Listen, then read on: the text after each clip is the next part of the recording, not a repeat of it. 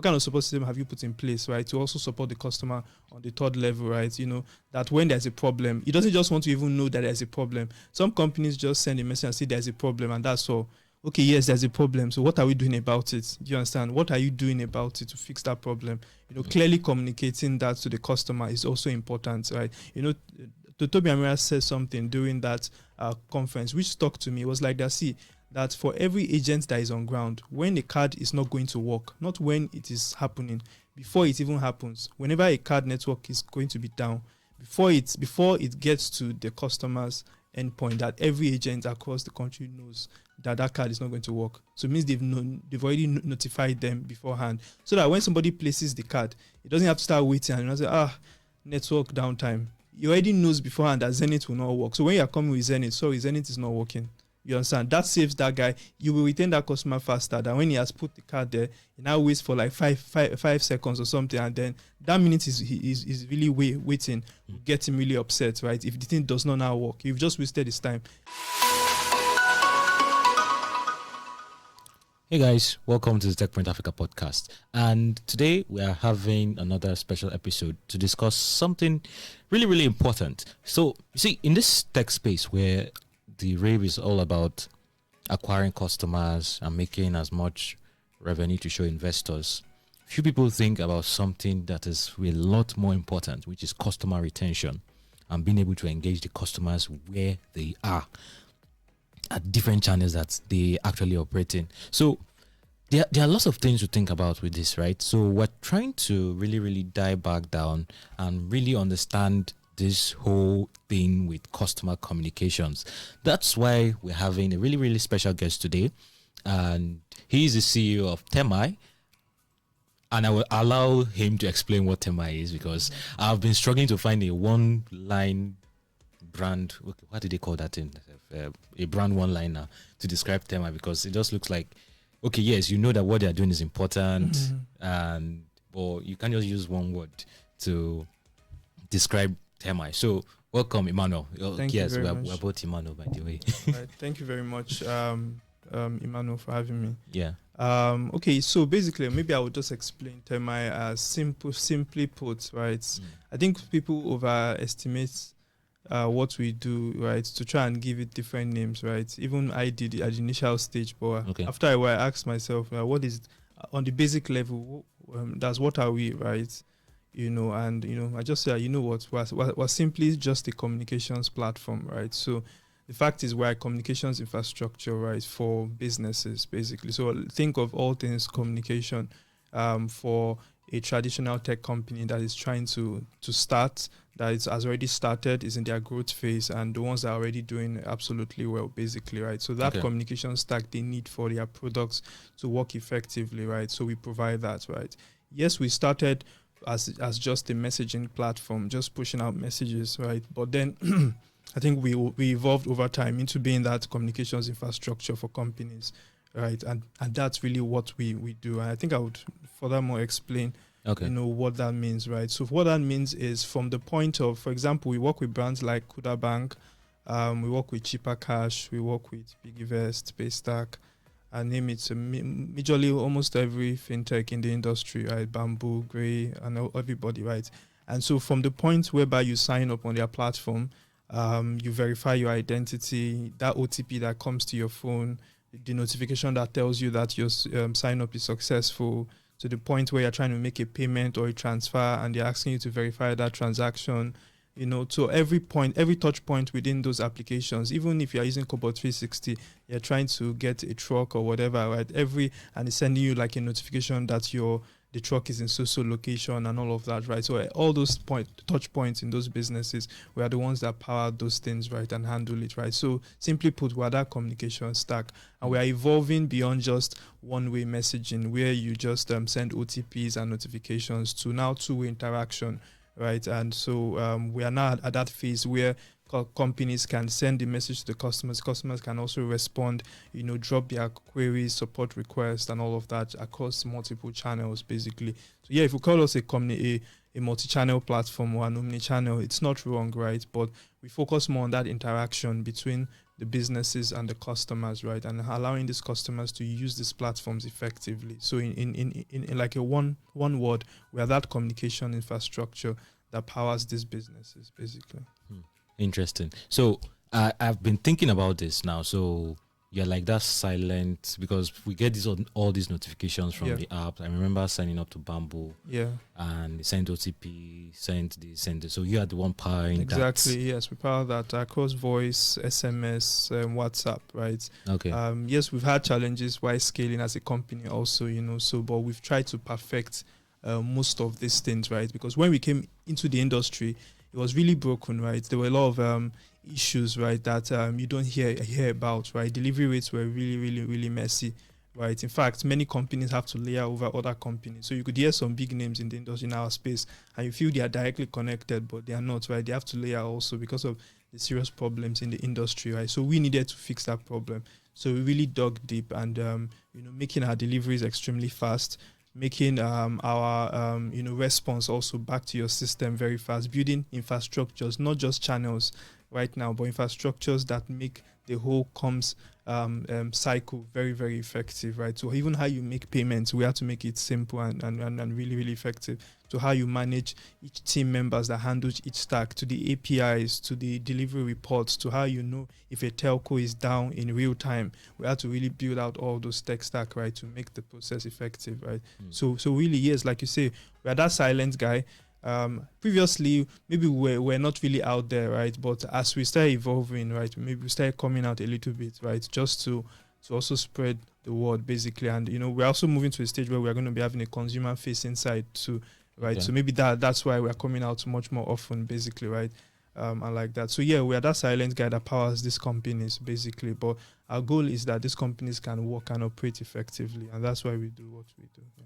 Can you give our podcast audience a little teaser on what you are bringing for consumers? Okay, yeah. So for the consumer side, it's quite simple, right? It's simply, I think we announced it during our launch, our last events that we had.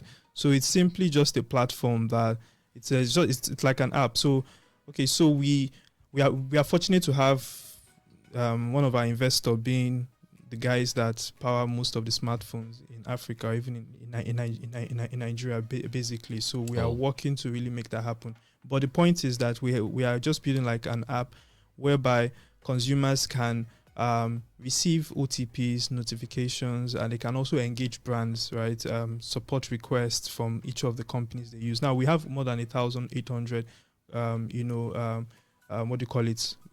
over 1,000 financial companies that people use every day, right? From the likes of the Chipper to the Paystack to every touch point that you use every day. If you are saving, if you are doing crypto, to Yellow Card, to Busha, to everything that you are doing, basically, right? If you are in the urban areas, we are powering all of that. So even the TZT and all those things, we're powering all of that, right? So, and we thought to ourselves, right, we're powering all of these guys, right? And many of them are repeating the same customer base, right? Sending SMS to all these guys, right?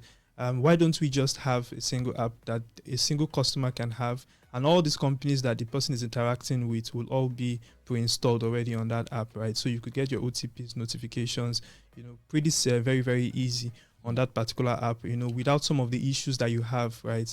There's many issues that I cannot talk on mic that you have on those other channels, basically. Not because the companies that have issues or Termii has issues, no, it's just because of the framework that we have. You understand what I mean by framework, right? So some things cannot, it's very difficult to bypass some of those framework, right, because of those, right? But, with our app, right, it will make it much more easy for businesses to interact, right, while still complying with regulations and all of that, but still being able to interact with these businesses. And the businesses, the customers can also interact with the businesses to drop their complaints, requests, and also get back and all of that, right? So just a single app that really powers all of that. It does much more, but I don't want to bore you with the details. Okay. Basically. So that's like a consumer-facing side of things. Where the businesses can touch points, right? And they don't need to do much integration. They're all pre-installed, so it's very, very super easy. So it's literally transforming your mobile phone into your own personal security tablet, and only you can really use it. And if you switch a phone, right, that entire thing is wiped out from that particular phone, right? So or it's backed up in the cloud. Yeah, right? Exactly. And then your OTPs that you have on, if someone comes to your SMS, you won't see all those bank alerts, notification alerts, none of that. It will be on that particular app, basically, right? Yeah. Oh, Cool. That was an interesting crash course. So now I want to talk about something that most companies face, right? And maybe you could share some insights on that, which is being able to retain their customers and engage them effectively after, first of all, acquiring them. Yeah. So when you mentioned signing up, and I thought of some apps I've downloaded that they spend more than 5 minutes to send OTP, and I just forget about them and uninstall the app and all of that. But I think it goes beyond that. And for what I can see, Termii is trying to use technology to power this engagement. Yeah. So what are those things that companies should be thinking about when talking about customer retention? Yeah. So as a company, as ourselves, right? As a company, as Termii, as a company, we've not. I won't say that we've cracked the whole egg, right? And I won't say that technology is the only thing that allows retention to happen. There are other factors that also play, right? Depending on your space, right? And depending on your kind of product, right? However, technology makes it much more easier, right? But doesn't eliminate some other things. So there are other things like, how you your support structure within your company, how you support customers, right? To even how you engage customers, the kind of messaging you use, the structure, the kind of team that you put in place. All those things also, play heavily. Your pricing, so many other things really affect retention, right? But at least to the basic barest minimum is how you talk to the customer, how you communicate when there is a problem, what you say and how you don't say. I think for anybody that's even listening, you should try and listen to Toby Amira's parts during our conference that we had. It really, really touched point on how TeamApp is really using our platform and also doing some of those things, which was really enlightening for even us as a company, right? So basically, it goes beyond that. But as a company, what we do is the communication side, right?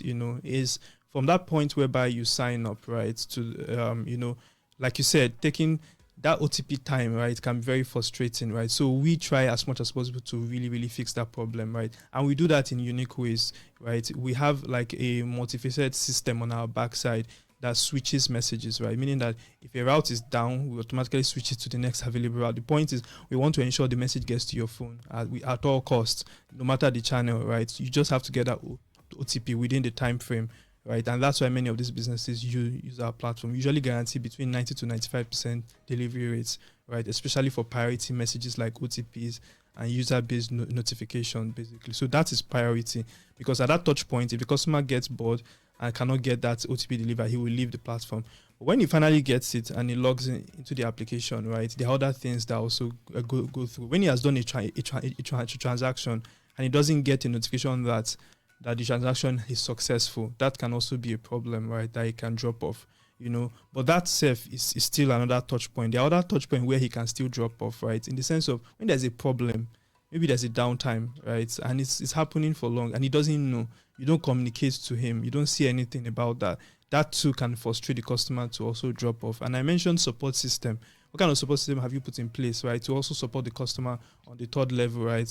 That when there's a problem, he doesn't just want to even know that there's a problem. Some companies just send a message and say there's a problem and that's all. Okay, yes, there's a problem. So what are we doing about it? Do you understand? What are you doing about it to fix that problem? Clearly communicating that to the customer is also important, right? Toby Amira said something during that conference, which stuck to me. It was like that for every agent that is on ground, when a card is not going to work, not when it is happening, before it even happens, whenever a card network is going to be down, before it gets to the customer's endpoint, that every agent across the country knows that card is not going to work. So it means they've already notified them beforehand, so that when somebody places the card, it doesn't have to start waiting and say, network downtime. He already knows beforehand that Zenith will not work. So when you're coming with Zenith, sorry, Zenith is not working. You understand? That saves that guy. You will retain that customer faster than when he has put the card there. He now waits for like five seconds or something, and then that minute is really waiting. Get him really upset, right? If the thing does not now work, you've just wasted his time. Let him know that Zenith is not working, so you can try Wema Bank card, or try Sterling Bank, But he shouldn't that he will just wait there.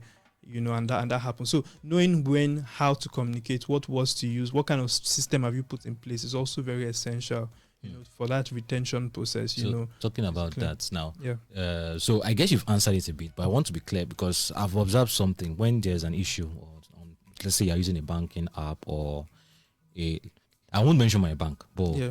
I can't count how many times I've tried to pay for something. Yeah. Then at that point when I want to pay, my bank app is not working, and I probably unsealed what I wanted to buy, or if it's a restaurant, I've already eaten the food. Yeah. And okay, time to pay.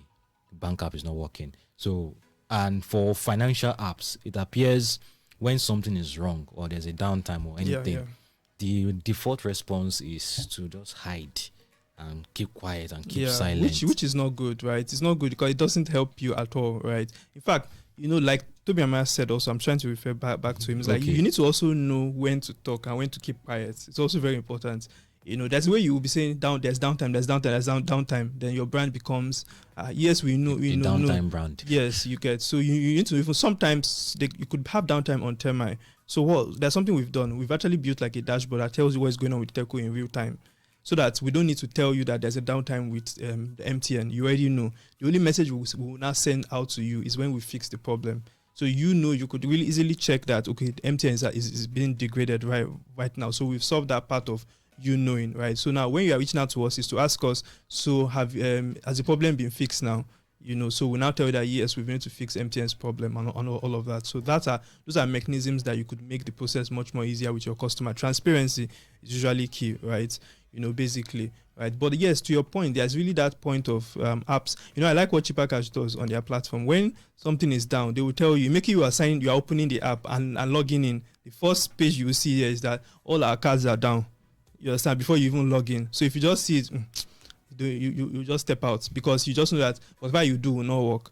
The cards are down. They will just pop up something. Sorry, we're having so problem with so and so, right? Before you even log in, right? So that basically gives a lot of transparency there.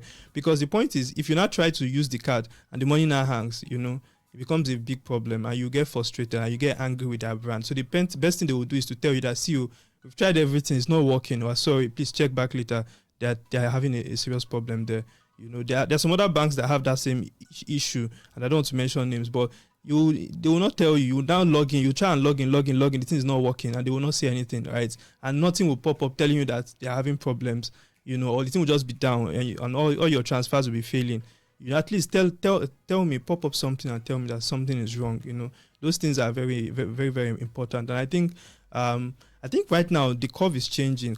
Consumers have started forcing brands to speak out, because if you don't speak out, they will just tweet. They will just tweet about it, and that you will not like it, because it will not start trending. So basically, I think companies are being forced now, right? But the point is, it's always good to communicate and be transparent. It really helps save you a lot of headache.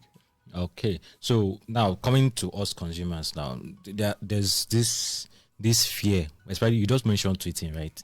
On some days you go online and you see the app where you save all your money is trending, and you're like, what's going on? Let me go and withdraw my money. So is there anything we should be aware of, and maybe companies can actually help us during this period, especially for fintech companies, especially?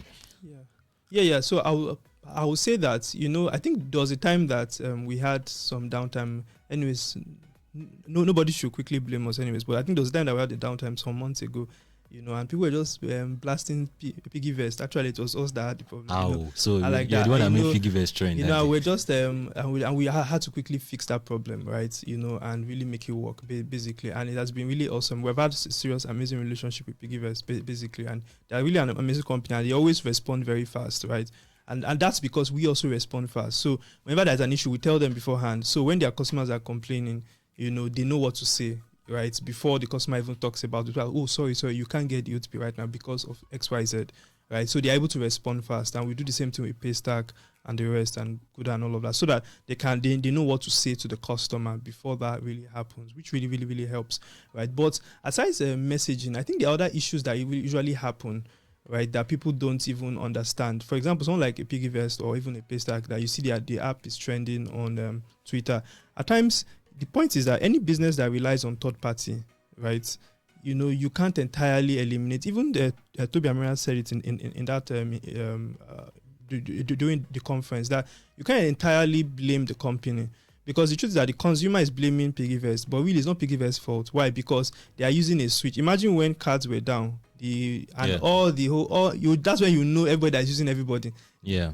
After that issue, we just knew who everybody was using, because the whole is as if the whole ecosystem is down, right? So that's a typical case of third party that's what do you call it, platforms that people use. And then in some businesses you can eliminate third parties. Now, who would have thought that a Flutterwave is also using third party in many levels? You wouldn't have known now, right? Until they now announced that they've gotten their switch license. It means they were using a lot of people, right? The same thing with even Termii or some other guys. They are all using third parties.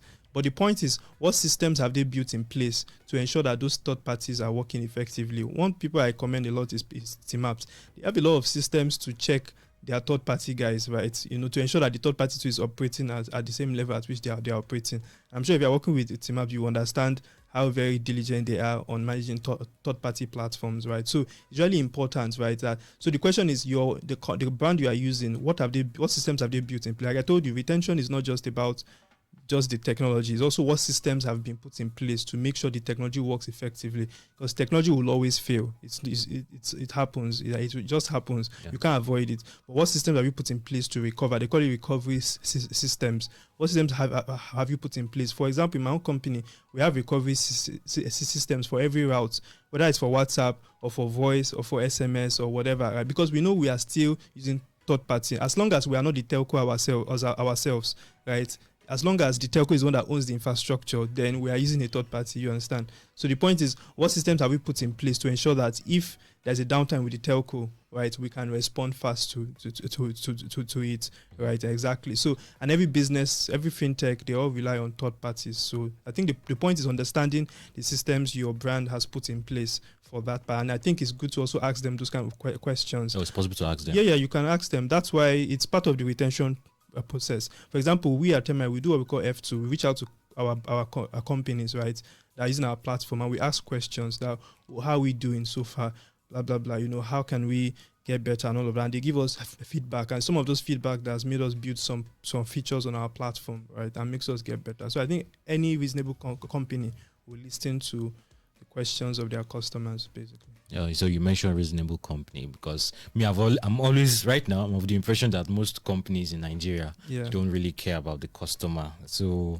especially if they feel their product is very important. Yes, some, but entirely no. I think also you need to also put yourself in the shoes of these companies, right? The pressure is much. Imagine having over 1.5 million customers, right? Imagine you are the one running it, basically. See, forget that they've raised a lot of money. Money is not it, right? In fact, even that money you've heard they've raised, it doesn't also work like that. It doesn't mean they can put all those money in Nigeria into Nigeria and make some things work, right? Some companies have to rely on the way structures work also. Yeah. If you raise money in USD currency and in Naira, the Nigerian entity has to run on its own, different from the US entity. I don't know if you understand. So that's another discussion entirely. So even in the Nigerian entity, there are certain things that they are also handicapped with. So you can't really blame them entirely when you say that they are not putting certain things in place. No, right? So they have so many customers, so many support requests. Even in my own small capacity as a company, I see the support requests so much. On just people just resume 8 a.m. and before they've not even done anything, their deck's already full with requests, and they have to answer everybody, because my own goal in the company is that no support request should stay overnight, right? It must be cleared. I don't like saying new tickets unattended to. Everybody should be attended to at the end of the day. So imagine that we are even dealing with businesses. You are dealing with consumers of over 1,000, maybe like 1 point something million customers, and they are all trying to talk to support requests. Just paint that picture. It can be very, very frustrating. I know you say, well, it's their job now. I'm giving them money. It doesn't work like that, right? So sometimes I think some of them put extra effort, while some they put the effort, but perhaps they can do more, right? So I don't entirely think that every company just wants to ignore their customer. No, I think it's also part of the systems in place, right? Maybe the senior management has put some systems, but maybe down it's not really been implemented as much, right? So I think some companies can just go back and look into the process. I know, and that's how many companies churn customers, because they've not done the process correctly, right? That really helps. Yeah, that makes sense, because I just remembered one company. I use them a lot, but anytime there's any issue, I don't go to the customer care, because I know the founder. I just call the founder straight. Mm-hmm. And I always feel somehow, because I'm like, what if I didn't know the founder? What if I was just a regular customer? That means that business gets lost. Exactly. What happens? So I don't know. And I don't. Maybe there's something to be said about how we train customer service talent in Nigeria, or I think it's also it's a question actually for many founders, right? Which you need to pay attention to. I think for any, like I said, reasonable company, they always pay attention to their customer support, because that's really the touch point with the customers, right? And if that place is not done, in fact, in my own company, one thing I've done is to make CS to be very, very close to engineering. So CS and engineering, they work like very, very closely, right? CS engineering products, they work like that's the entire company is everybody relies on CS team. So CS team is more important than even engineering or product, basically, because we feel that if they mess up, right, everything is going to is going to be very bad, right? So we pay attention to those CS guys a lot, right, to ensure that they are getting what they need to really make their work, basically. Because if you build amazing products, the customers are having problem using it, right? There's no way an engineer cannot talk to some customers, because he will say this is working now, and the customer is like, it's not working. So you need that CS guy to interface between to really interface between the product and the customer, right? And that's where some businesses miss it. So some founders don't really put those things in place, or they don't pay attention to that CS aspect of their product, right? They pay attention more to the development, the new products they push. But that support side, they really fail on it. And that's why we are even building a support system now on our platform for companies to really, really help that support side, because we realize that thing is very, very key, basically. Okay. Sorry about that. Yeah. So this is, I'm now thinking, you mentioned companies that have like 1 million customers or 2 million customers, and how do you suggest that they navigate? I'm even thinking about MTN or Airtel right now, or the banks that have millions of customers. Yeah. How are they handling? I mean, with the banks, commercial banks, for instance, I can actually go to the banks and shout and raise. But with most fintechs, you doesn't still solve the problem even when you shout. Sometimes you realize that the issue is not even it's not still resolved. Yeah. I think what just makes some companies work well is when you have such large customer base, then you need to start automating a lot of things. Okay. I think that's where automation comes in place. That's why you see the banks setting up chatbots, setting up this, setting up that, right? So that's even why we are launching the mobile product that we talked about, right? It's an extension, because the truth is that to a large extent, you need to outsource some things. When you become a big company like that, you have to start outsourcing a lot of things. So we've even realized that even security, you need to outsource it, actually. Because imagine you are the one that is generating the OTP or securing all of those things. They are prone to be issues because you might have not factored in a lot of things. And if your system is compromised, compromises the entire chain. But once there's somebody, that you're outsourcing that particular layer, right, it's able to secure your platform even much more better, ensuring that company is complying with everything, that's needed to be compliant. Same with that customer success part too. You could build your own tools, but at times you need to leave it for the company that can do it which more better, right? So the point is, I think by the time you have that skill, you need to start outsourcing.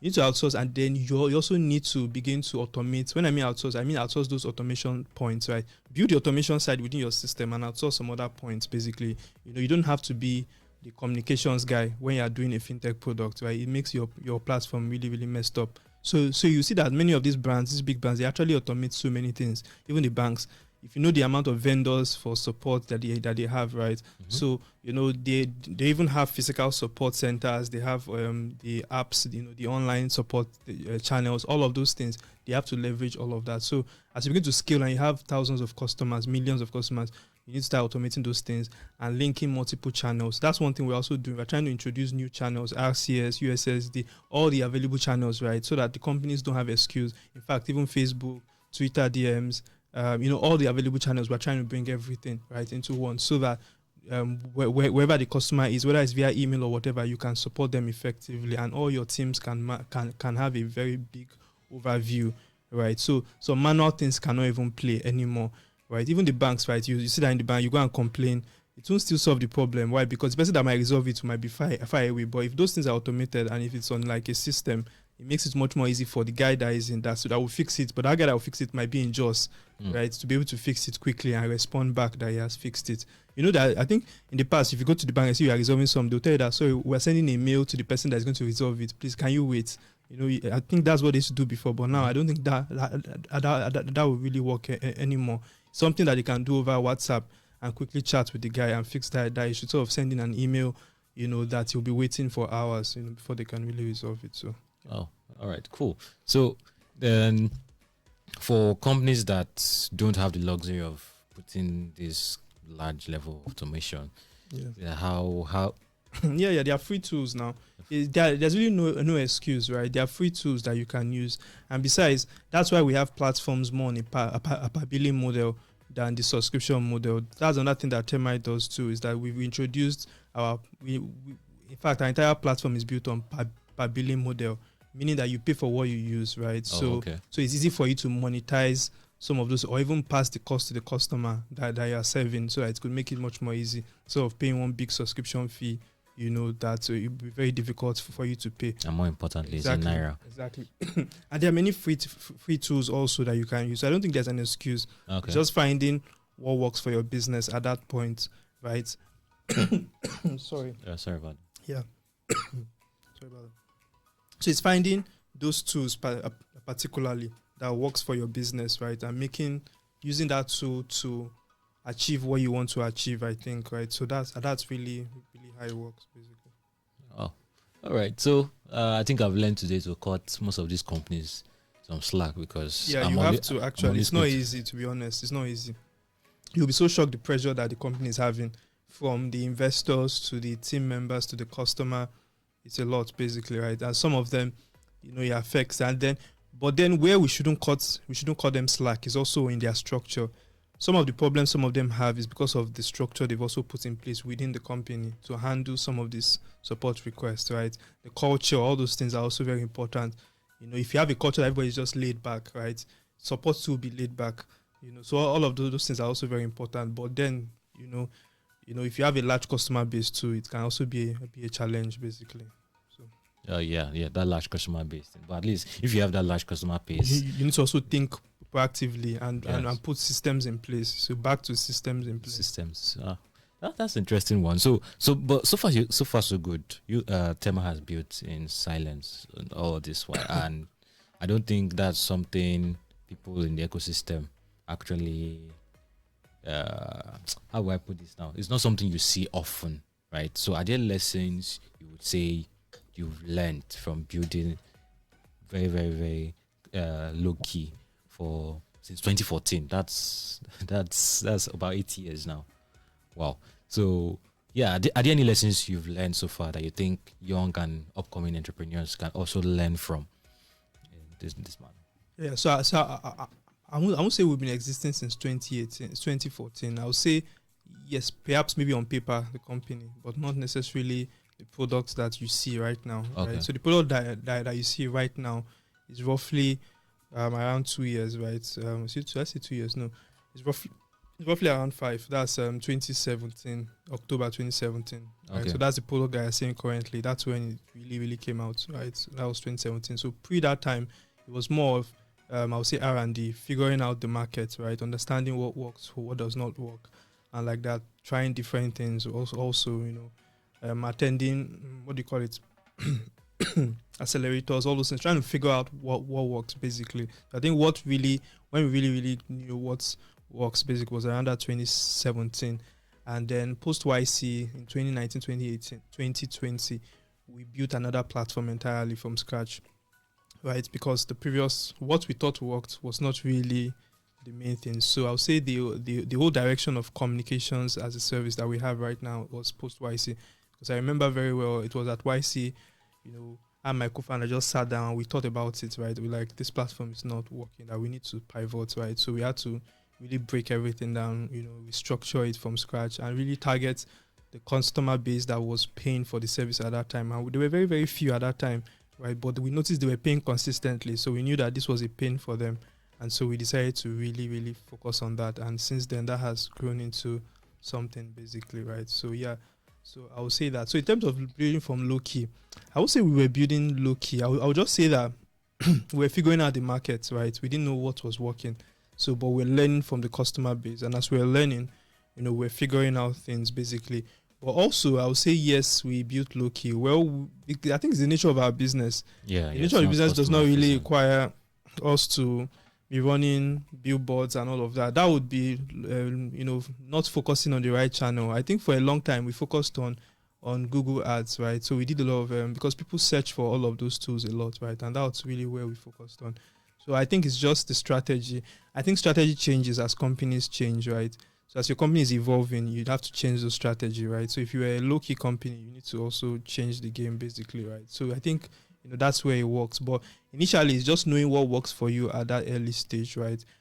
So if it's low-key on the founders, yes, maybe we are not the outspoken type, right? We're actually low-key. But in terms of the company, I think it was just the phase where the company was. There was no need to waste money. Let me just put it like that. On what does not work, right? So we're very, very conservative in how we spend and making sure that every dollar we spend, mattered on the right channel, basically. Oh, that makes sense. That makes sense. So, talking about now, there's a little bit of, let's still spread the word out there about what Termii does and all of that. So, who are those people you would say would benefit the most from this? Like, is there any particular type of company, or is there a certain type of professional in that company that would say this is... Well, you don't want me to tell you all of those things because we have competitors that will listen to this also and want to target. But generally, yes, we work with tech companies, right? Or any company that's trying to... So any traditional business that's trying to leverage the internet, right? Through any of the applications or platforms, basically, right? So that's... We'll traditionally not be able to power... and 100% offline business, right? It might be tough. I think the only way we can power that sector is through our new feature called the campaign dashboard, where if they need to send messages to most of their customers, right, and they have the phone numbers of these customers, they can use that campaign dashboard and upload it and all that. But that still tells us that the business is not entirely offline, right? Because it needs to still reach out to its customer base, basically, right? So for that segment, that's really the feature that appeals to them. I think the word people use these days is called no-code tools, right? So those are our no-code tools for such businesses where they don't need to code anything, right? We've done all the heavy work. They also need to fill it in an Excel sheet, upload it, and send messages to all those customer base, basically. But traditionally, our sweet spot is the tech companies, right? And when I mean tech companies, it doesn't necessarily have to be the tech companies. Any company that is leveraging technology to serve its customer base, right? That's where, we really support businesses. And very soon, as we launch our inbox tool also, we're integrating Instagram, Facebook, all of that, right? So any business that is doing anything on any of the social media will now become our customer base, basically, because you need to engage all those your customers on all those channels simultaneously. So it becomes where we that you become our customer automatically, really. So I'm trying not to go in depth into who we really target, So let's just leave it like that. Yeah. All right, that makes sense. So before we ask our final question, I'd like to remind you of Techpoint Africa's FinTech Summit. So November 26th at 4 Points by Sheraton, we're going to be hosting some of the biggest names in the fintech space, and we're going to be looking at how fintech intersects everything. And today I just brought someone that is very, very, very key to the operations of this fintech. So yeah, it's an interesting conversation that you should actually reach. And of course, you need to watch out for the conference, the Termii Elevate conference that happened earlier this year, and you can find that on YouTube. It's on YouTube. Yes, right? Yes. It's on YouTube. So yeah, and before we ask the final question, let's take a message from the people paying our house rent. Hi, I'm Abisola Adenoga, the head of business at Techpoint Africa. Did you know that you could present yourself as a reputable brand leader?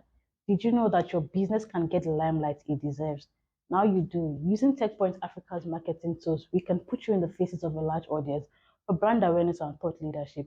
To do this, reach out to us by sending an email to business@techpoint.africa or click on the link in the description below.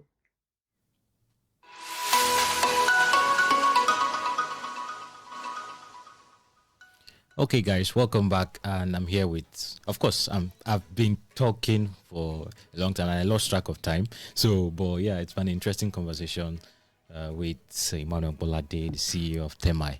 So, for this whole conversations about customer retention and how everything is balanced on both the customer side and the business side, are there any other major thoughts you think that is escaping attention for most companies or maybe for customers that you think we need to address? So I would just say, well, I'm not really sure. I'll just say that it's more on. I would say majorly it's just because of the kind of businesses that we deal with, right? We deal with, like I said, a lot of fintechs. We deal with logistics companies, we deal with health companies, and all of that, right? So is I would say it's really the kind of messaging that you use to engage these customers also matter more than the technology itself, right? So focusing on the kind of messaging, right? So some of the things that we're also working on for futuristic stuff is also drilling down into your messaging, right? Helping you to suggest, based on location, based on region, helping you to, optimize, based on the sector and all of that, basically, because the messaging also is key in that whole process, really. So that also matters in the customer retention side, So I think it's very, very key, basically. And on our own side, what we'll keep doing really is we're trying to also drill down into we are trying to drill up in the sense of the building layers of tools that help you communicate much more better to the customers, drilling into the messaging, drilling into the the systems that you're using and all of that. But also at the same time, we're also drilling down. When I mean drilling down, means that we're also going deeper into the infrastructure. Like I mentioned when I started, the infrastructure is still broken, right? So we are still drilling down. And I think in some coming months, you understand what we mean by drilling down. It means that we are going deeper into the infrastructure side, into the regulatory side, trying to go down there, right, to try and fix some of the problems, basically. Because the more we build up, right, and if the foundation is not well laid, right, whatever you're really building would eventually, come crashing down, basically. So we're trying to ensure that both ends are working, right, and those kind of things cost resources. So I think for businesses, they need to put budget out there also. I think some businesses try to shy away from putting budget for communication because they are trying to cut costs. But at the same time, it now begins to backfire and affect their business also. So just the way we too are creating budget for down and up, right, these businesses to have to also set aside the right budget for those kind of things, because you can't bypass something and you want it cheap, but you want it to work, right? It doesn't work like that, right? You need to set the right budget for those kind of things to make sure that, because your customers are key, the priority is the customers. And so if you don't set the right resources, the right budget to reach these customers, it will affect the entire value chain that you're creating for your business, basically. That's a really interesting one. So let's keep a pin on that, because I feel like I have other questions to be asking you about the whole customer business things. But of course, we could have a part 2 talk about this. So it's yeah. All right, but this has been really, really insightful, and I'm looking forward to seeing more businesses improve on their customer communication structure. And I feel like I bash tech companies a lot, especially tech companies. But it does seem to be focused on all the flashy things, the raising money, the valuations. Or you need to focus on the business itself. Business it should itself. work. The platform should work. Yeah. And if there's an issue, okay, let me know. Communicate with me. Don't make me feel like, why is this one coming to disturb me?